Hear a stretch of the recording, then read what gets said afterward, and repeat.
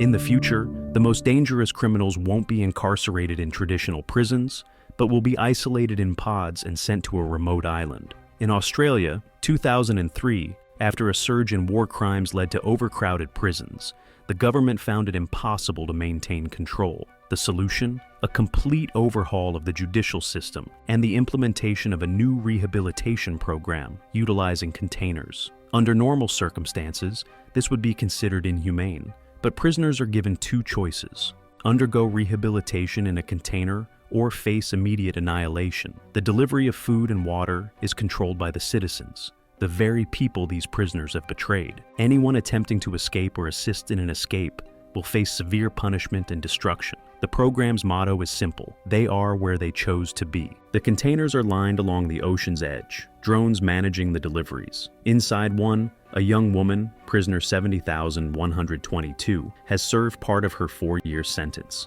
with 755 days left. Her trauma is evident as she weakly reaches for her water bowl, drinking the last drops. But then, she spots a blade on the floor. A manic grin spreads across her face, and she slashes her throat. Above the containers, a girl walks alongside a boy, both dressed in light, flowing clothes. The boy throws a ball, which bounces into one of the containers, startling another prisoner inside. She wakes up in a panic, realizing she is trapped, hands and feet bound. Desperate, she uses her teeth to untie herself. She is prisoner 371,113, sentenced to 7 years of rehabilitation. Her sentence has just begun. Confused, she hears a sharp signal, and a small window opens, revealing the ocean. Desperate, she calls out, begging for someone to release her, but the window closes with a mechanical click. A woman's face appears on a small screen, speaking in a cold, robotic voice, informing her that a jury of her peers judged her, sentencing her to 7 years with no chance of early release. Food and water will be given only at the discretion of the citizens she betrayed. Once her sentence ends, she may return to the city and regain her citizenship. Hysterical, the prisoner screams that she's innocent and refuses to accept her fate. As time passes, she lies weak and exhausted on the floor. Suddenly, the window opens, and she scrambles to grab her bowl, but no one is there. Frustrated, she searches for an escape, but every attempt results in powerful electric shocks. Desperate, she checks her empty bowl, hoping for even a drop of water. In another container, prisoner 13,558 nurses, a leg wound. She has been sentenced to 2 years, with 523 days remaining. She notices prisoner 371,113 through her small window and calls out to check if she's still alive. Later, she attempts to break out of her container, but the cameras detect her movements. An alarm blares, and a monitor warns her that escape attempts will result in immediate destruction. A countdown begins, and a press descends, crushing prisoner 13,558. Back in her container, prisoner 371113 continues searching for anything useful. Days pass, and by chance, it begins to rain. Water leaks through the roof, and she collects enough in her bowl to drink. One day, she hears a voice and struggles to stand. She sees a young woman outside.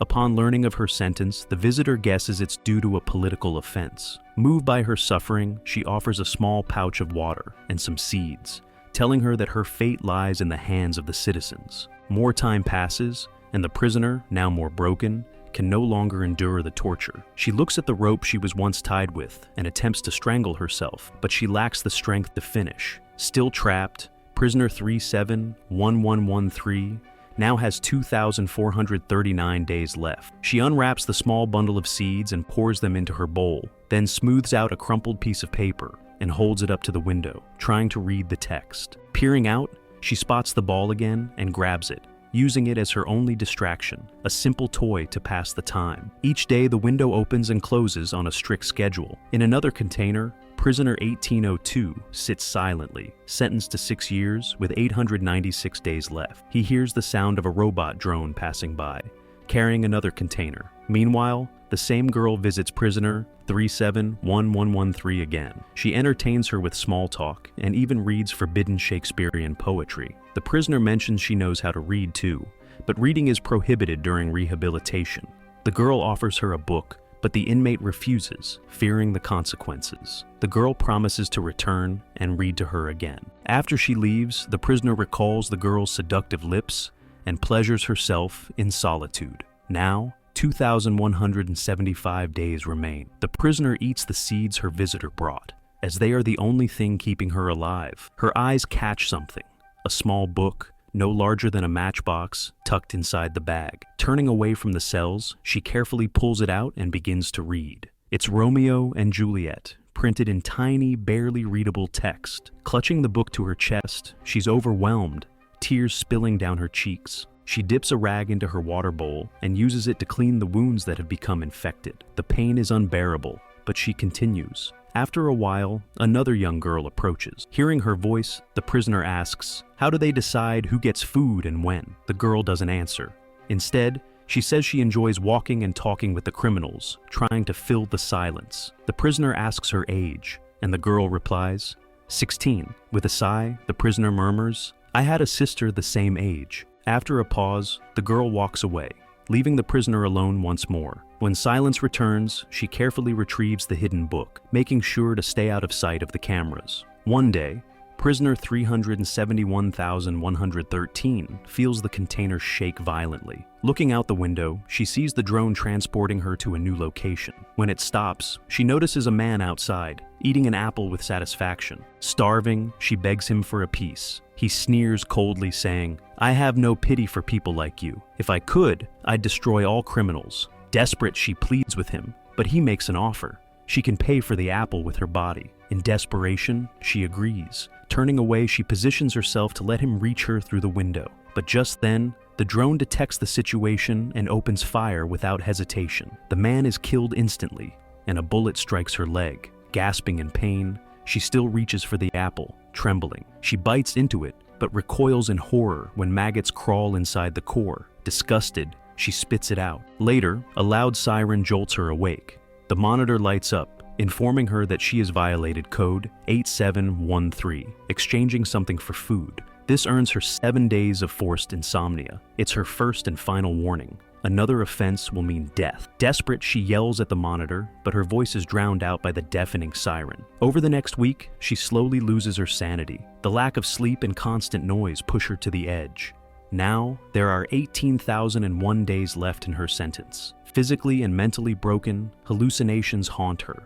Visions of her former self, a beautiful blonde who once sent people into rehabilitation and freed them from it. One day, she watches fireworks outside the window. The monitor announces a New Year's amnesty for all prisoners, except political ones. From a lack of nutrition, she begins to lose her teeth. One day, she spots an old woman outside the window. The woman says she was once in the same situation, sentenced to 15 years. She then tosses something into the container. It's a razor blade. Time passes, and the first stranger visits her again, offering water and reciting poetry. Grateful, the prisoner thanks her, saying that she took a big risk giving such a gift. After saying goodbye, the stranger leaves. That night, a voice calls out, approaching the door. The prisoner hears a promise. They are going to rescue her. The stranger says she'll be allowed to serve her sentence under supervision. As she tries to open the door, an alarm goes off. The prisoner panics. If the door opens, it could mean death. But when the stranger lets go, everything falls silent. Later, a man appears at the window.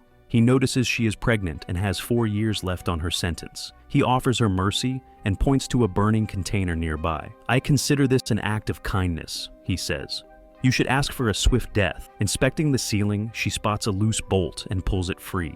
But soon, contractions begin. Starving and exhausted, she tries to eat her placenta, but vomits violently. Suddenly, gas begins pouring from the ceiling. The alarm blares, and the monitor declares that another soul has been detected in the cell, a violation that must be corrected immediately. When she regains consciousness, she realizes her baby has been taken. Hysterical, she pleads for her daughter's return, but no one answers. Now, container 371,113 is on the edge of a cliff. Violent waves begin to flood the cell. After the storm calms, the prisoner stretches her arm toward the open window, but it slams shut, crushing her shoulder. Screaming in pain, she wedges a bowl into the gap and pulls her arm free. Crying, she inspects her mangled arm and wraps it with her shirt.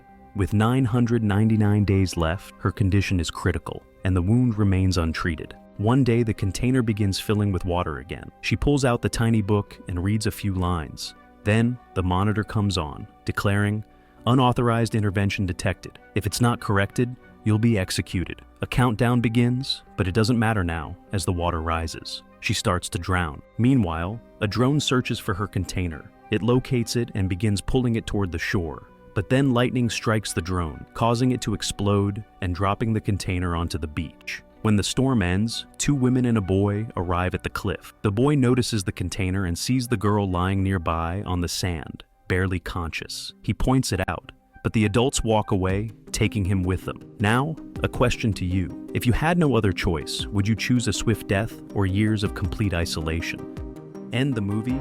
If you enjoyed this video, be sure to check out our other recaps and subscribe for more content. And leave comment below. Thanks for watching, and we'll see you in the next video.